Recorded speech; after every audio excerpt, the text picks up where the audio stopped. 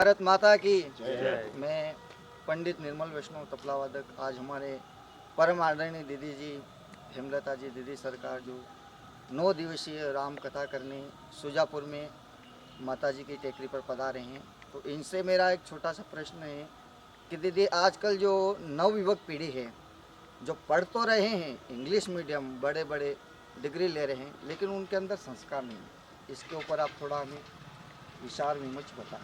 देखो, देश में बहुत सारे ऐसे स्कूल भी हैं, ऐसे कॉलेज भी है जहाँ हमें अपने बच्चों को पढ़ाना चाहिए। पहली बात तो ये है कि स्कूल में आपको टेक्निकल पढ़ाई मिलेगी, संस्कार नहीं मिलेगा। संस्कार घरों से ही मिलता है और घर में मिल नहीं रहा है।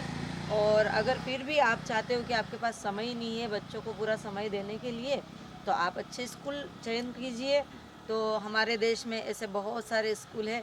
सरस्वती शिक्षा के केंद्र है, सरस्वती विद्या मंदिर है, सरस्वती शिशु मंदिर है, जहाँ बच्चे का छोटे से लगा करके सारा उसका विकास होता है, उसका मनोविकास होता है, शारीरिक विकास होता है, जहाँ खेल कूद होती है, उसके साथ संस्कार होते हैं, उसके साथ में भगवान की कथाएं होती है, इतिहासों की गाथाएं गाई जाती है।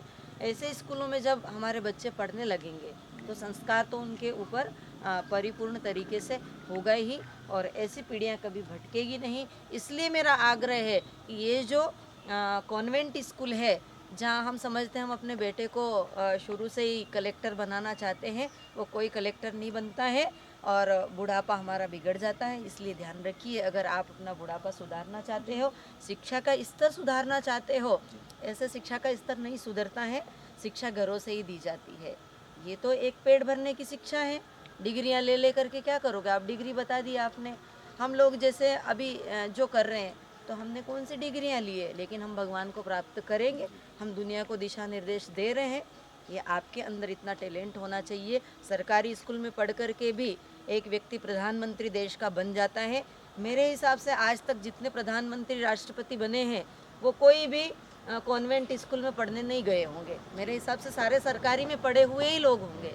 पर आज की दुविधा ये है कि हम अपने बच्चे को सरकारी टीचर तो बनाना चाहते हैं, लेकिन सरकारी स्कूल में पढ़ाना नहीं चाहते हैं। तो ये सभी से आग्रह है कि सरकारी स्कूलों की शिक्षा है, थोड़ी सी उसका स्तर अच्छा हो। और अब तो बहुत सुधार हुआ है। इसलिए अपने बच्चों को टैलेंटेड बनाइए कि वो जहाँ रहे, जैसे रहे, अपने संस्कार में रहे और आगे बढ़े। जय श्री राम, वंदे मातरम।